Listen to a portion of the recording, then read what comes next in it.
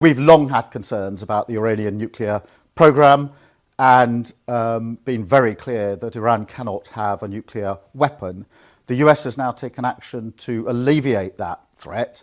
It is important that we now de-escalate the situation, stabilise the region, and get the parties back around the table to negotiate. And I've been speaking with international leaders this morning to that end. So I want to reassure the British public that we're doing everything we can to stabilise the situation, to de-escalate the situation, and to get to a negotiated outcome. But I'm very clear in my own mind that Iran cannot be allowed to have a nuclear weapon. That is the greatest threat to stability in the region.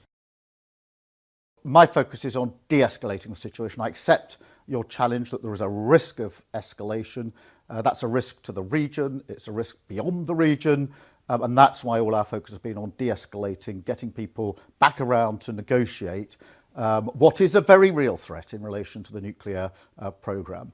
In relation to the UK, we were not involved in the attack. We were given due notice, as we would expect as close allies to the US, and we have been moving assets to the region to make sure that we're in a position to protect our own interests, our personnel and our assets, and of course those of our allies.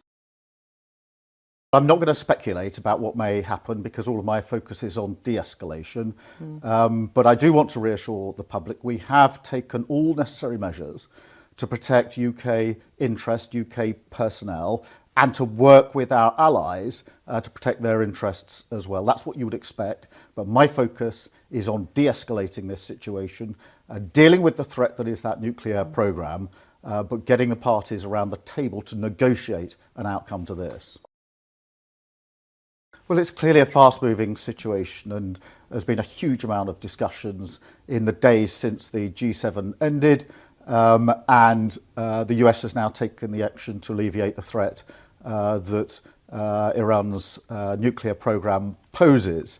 My position throughout has been as a calling for de-escalation, to get people around the table to negotiate a better outcome diplomatically.